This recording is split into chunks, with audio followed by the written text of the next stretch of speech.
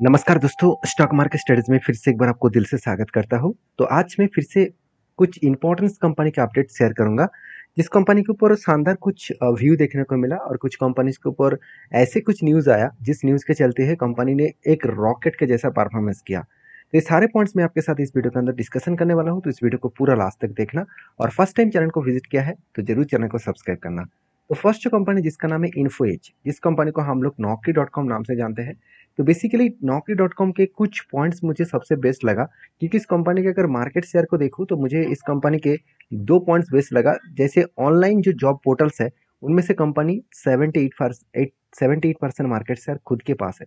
मतलब all over India में total 100% अगर जॉब पोर्टल है, अलग अलग कंपनी जॉब को शेयर करते हैं, उनमें से 78% मार्केट शेयर अकेला इस कंपनी लेके रखे हैं। तो सोचिए बाकी 12%, सिर्फ के सिर्फ 12, सॉरी माफी चाहता हूँ, 12% नहीं, 22% बाकी कंपनीज लेके रखे हैं। तो ओवरऑल इस कंपनी का जो अपडेट है, जो डेटा यही बता रहा है कि कंपनी एक अच्छा खासा एक बिजनेस को कंटिन्यू कर रहा है, और उसके साथ साथ ऑनलाइन मेट्रोमोनियल जो पोर्टल्स है उसके ऊपर 13% मार्केट शेयर है। उसके साथ ऑनलाइन रियलिस्टिक बिजनेस के ऊपर 38% मार्केट शेयर इसके पास है।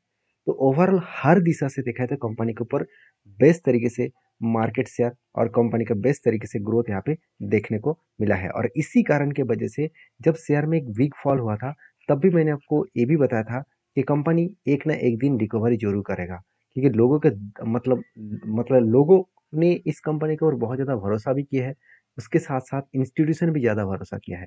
जैसे आप खुद ही देख सकते हैं, म्यूचुअल फंड और एफआईएस ने कोई भी माल नहीं बेचा। जब बिग फॉल हुआ था तब भी म्यूचुअल फंड के पास 10 से 11% होल्डिंग था और एफएस के पास 32% होल्डिंग था। बीच में कुछ क्वांटिटी को बेचा था 30% तक, फिर से वो 32% तक लेके आए।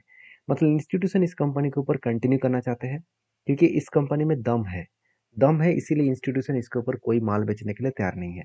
अगर देखिए दम नहीं होता तो पब्लिक के पास ज़्यादा होल्डिंग होता, तो यहाँ पे पब्लिक के पास तो सिर्फ 10% का होल्डिंग है। बाकी सारे होल्डिंग इंस्टीट्यूशन के पास आपको देखने को मिल जाएगा। तो ओवरऑल जो डेटा फिगर आउट देखने को मिला है उसके अकॉर्डिंग कंपनी के ऊपर एक अच्छा खासा परफॉर्मेंस देखने को मिला है। अभी चलो इस कंपनी के कुछ और भी पॉइंट्स मैं आपके साथ शेयर कर लेता हूँ। जैसे कंपनी के ऊपर मैं टेक्निकली चार्ट पैटर्न्स में जहाँ पे मुझे एक ट्रेड मिला था वो मैं आपके सामने सबसे पहले शेयर करूंगा। देखिए मुझे क्या मिला, यहाँ पे एक शोल्डर में एक बार कलर चेंज कर देता हूँ। देखिए यहाँ पे क्या बना, शोल्डर, उसके बाद फिर से एक बार शोल्डर, उसके बाद एक बिग हेड बने, उसके बाद एक शोल्डर बने। तो इसको कहा जाता है शोल्डर कम हेड कम शोल्डर। देखिए शोल्डर दो दो बार भी बन सकते हैं, 3 बार भी बन सकते हैं, 4 बार भी बन सकते हैं। कितने बार भी बने तो शोल्डर जो है वो हेड के नीचे आना नहीं चाहिए। तो इस पैटर्न्स को कहा जाता है शोल्डर कम हेड कम शोल्डर। इसको कहा जाता है reversal head and shoulder patterns. तो इस पैटर्न जब भी बनते हैं आपको दो चीज़ों का ध्यान रखना होगा। पहली चीज़ क्या है, कंपनीज के ऊपर जब पैटर्न्स इस तरीके से क्रिएट होता है तो आपको करना क्या है, इस कंपनी के ऊपर यहाँ पे जो पैटर्न्स उस पैटर्न्स के अगेंस्ट में आपको बेसिकली इस कंपनी के ऊपर यहाँ पे जो पैटर्न्स क्रिएट हुआ उसके अगेंस्ट में देखिए कंपनी जब ब्रेकआउट होगा उस टाइम तक आपको इस कंपनी को वॉच करना होगा। देखिए यहाँ पे ब्रेकआउट हुआ, ब्रेकआउट कंफर्मेशन भी हुआ, तो उसके बाद रिटेस्ट भी किया। जब रिटेस्ट किया इस जगह पे क्या बना, एंट्री। और एंट्री बनने के बाद देखिए कंपनी धीरे धीरे करके टाइम लगाया मगर ऊपर जाकर फाइनली टारगेट को अचीव किया। तो जो टारगेट निकल के आ रहा था इस कंपनी के ऊपर वो 6435 के आसपास, और एंट्री लेवल कहाँ पे बने थे, 4886 के आसपास। तो ओवरऑल ये जो रेंज बने, इस रेंज में कितना टारगेट मिला और कितना दिनों में मिला। अगर मैं एंट्री लेवल से इसका टारगेट लेवल तक देखूँ तो ऑलमोस्ट 152 डेज में 30% का गेन मिला। तो मेरे हिसाब से एक बेस्ट एंट्री और बेस्ट टारगेट यहाँ पे मिल चुके हैं।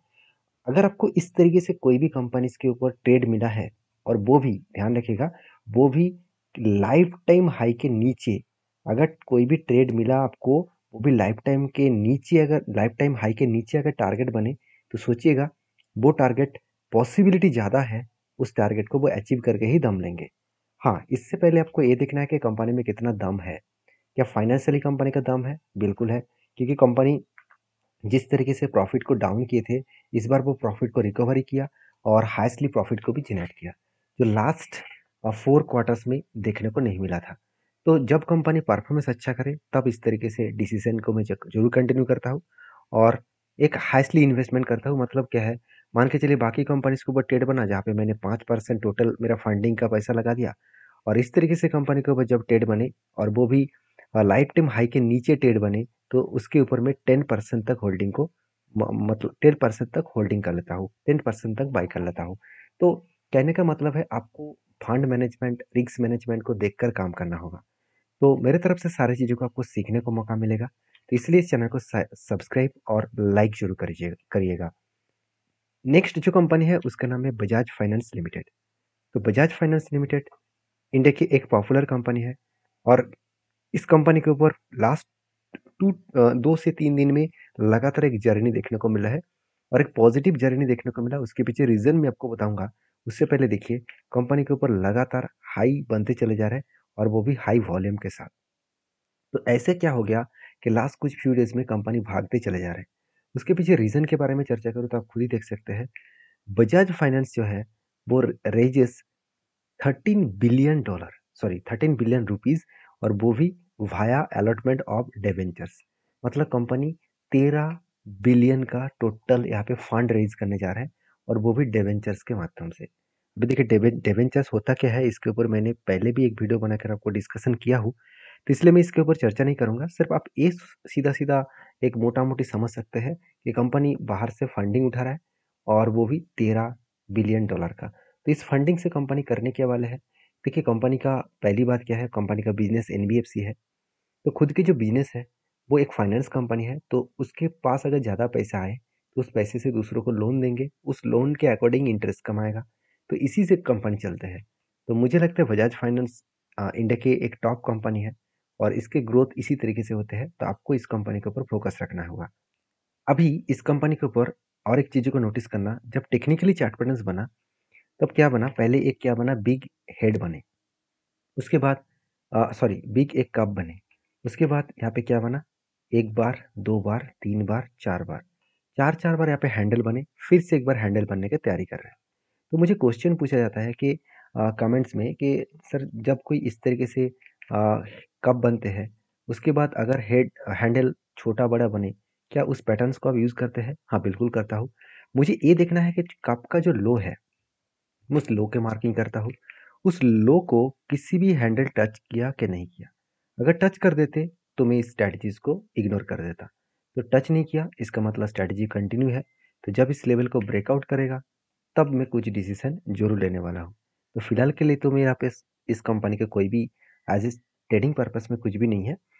तो आपकी क्या राय है इस कंपनी के ऊपर, जरूर मुझे कमेंट्स करना। तो नेक्स्ट जो कंपनी है उसका नाम है पीडीलाइट इंडस्ट्रीज लिमिटेड। तो बेसिकली पीडीलाइट इंडिया के सबसे बड़े अधिसा प्रोडक्ट बनाने वाला कंपनी है। अगर इस कंपनी के मार्केट शेयर के बारे में बात करें तो आप खुद देख सकते हैं, 70% अधिसाब, मतलब जो फेविकॉल प्रोडक्ट होते हैं, ग्लू गम जो प्रोडक्ट होते हैं, ग्लू जो प्रोडक्ट यूज बेचा जाता है, तो उनमें से 70% मार्केट शेयर इसी के पास है। क्योंकि आप भी बचपन से ही देखे होंगे इस कंपनी के प्रोडक्ट के बारे में। तब भी जो एडवर्टाइजमेंट आते थे इस कंपनी के, वो तो बेस्ट था।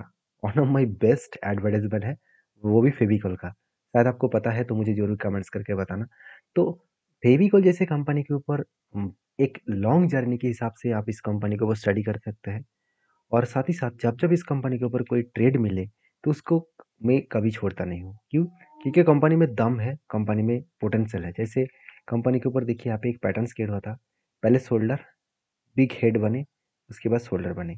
इसको कहा जाता है reversal head and shoulder pattern. इसको reversal head and shoulder pattern और भी कुछ नाम हो, इसको मतलब और भी कुछ नाम से। तो मैं head reversal head and shoulder pattern के हिसाब से देखता हूँ, क्योंकि जो actually head and shoulder pattern है कुछ इस तरीके से, शोल्डर, उसके बाद हेड, इस तरीके से शोल्डर, इसको कहा जाता है कि हेड एंड शोल्डर पैटर्न। और इसको उल्टा किया जाए तो इसको कहा जाएगा reversal head and shoulder pattern. तो जब भी कुछ इस तरीके से पैटर्न क्रिएट हो तो आपको पहले ढूंढना है जिस रेंज बना है उस रेंज को ब्रेकआउट किस कैंडल ने किया, और उसके बाद नेक्स्ट कैंडल ने कंफर्मेशन किया कि नहीं किया। मतलब नेक्स्ट कैंडल ब्रेकआउट के ऊपर क्लोजिंग होना चाहिए। तो तब मैं क्या करता हूँ, मैं इंतजार करता हूँ रिटेस्ट का। तो रिटेस्ट करने के बाद देखिए कंपनी धीरे धीरे करके ऊपर गए, और मुझे लगता है कंपनी इसी तरीके से ऊपर जाकर उसको टारगेट को अचीव करेगा। अगर एंटी लेवल से टारगेट तक गए तो 19% तक गेन मिलने का चांसेस है। तो ये था कुछ कंपनीज का अपडेट। अगर वीडियो की जानकारी अच्छा मिले तो प्लीज़ लाइक करना, और चैनल को सब्सक्राइब भी करना। और हाँ, मेरे वीडियो में सारे डेटा एज ए इन्फॉर्मेशन मतलब एज ए एजुकेशन पर्पस में है, एज ए सिर्फ जस्ट ए इन्फॉर्मेशन है।